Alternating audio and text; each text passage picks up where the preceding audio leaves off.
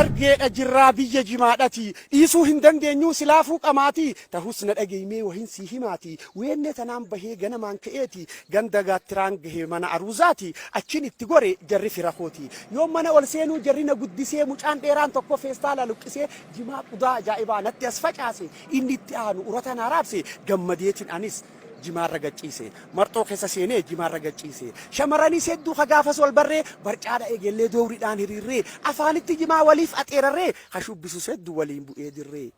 ejersaas fidanii nu jidduun girgiraa uudis qabsiisanii urgaansa waan biraa as luqqise mucaanni hiike haqaaraa warri axeeraru gaafa san dubaraa qamaatii akkasii hin garre san duraa raajita gaafasii saamiyyoon waan biraa naa dura kennaafii qabatan hiriiraa lowziidhaan maranii hoduu qabinarraa an fudhachuu qofa afaanitti irraa ittiin fufe'anis boqoo fi qixxeessee dargaggichi tokkos buna naa dhiyeesse hoggaan buna kanaan takka gaddabarsee tunduru naa laatte ammaas bakka buuse jalqabaaf qamaatii qudaaniin eegalee san boodas uranni beeytaanatti tole bunaas wahin dhiisee irratti dabale mirqaana jimaatiin anaaf wallaale sagantaan jireenyaa tarreenatti galee faana buunanis tilmaamuun eegalee halaafeensa hinaa qilleensaa yaabbadhee akkuma culullee baroomsa saa ta'uu boo ammaan xumuraa nan qajeelcha gaafas kan fedhe doktora daldala bal'iseetiin maallaqa hammaara finfinneetti galeetiin mana fooqii ijaara itti dabaleetis ni bita xayyaara tan amalaan gaarii miidhayduu dubaraa filadheetiin isheen sutatti wal baraa sobee hayyamsiisee bultii wajjin jaaraa sanboodan gattaa'ee ilmaan irraa horaa naaf mul'atte gaafas addunyaan guututti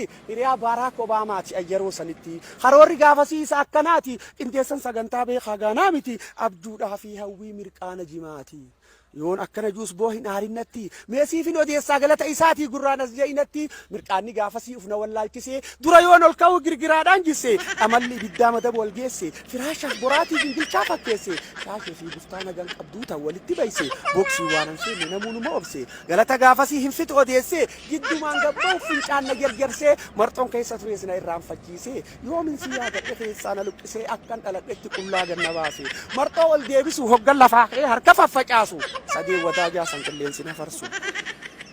mana yoon ollaaluu dachiitu maancite irra caalaa hawwan afaan walankatee kuun ija qabatee kuunis na dhokatee gariin iyyoon laaluu toomaa siffate dargaggeessi taanaan sabooni maraate hajuuf hoflu magaalaan dhaabbattee fiiginsaa huddumaaniif dhiitee hararransa hinaa bosonatti lixee tan gufuun na dhootte hotteen quba miilaa sadii bubuqqaatee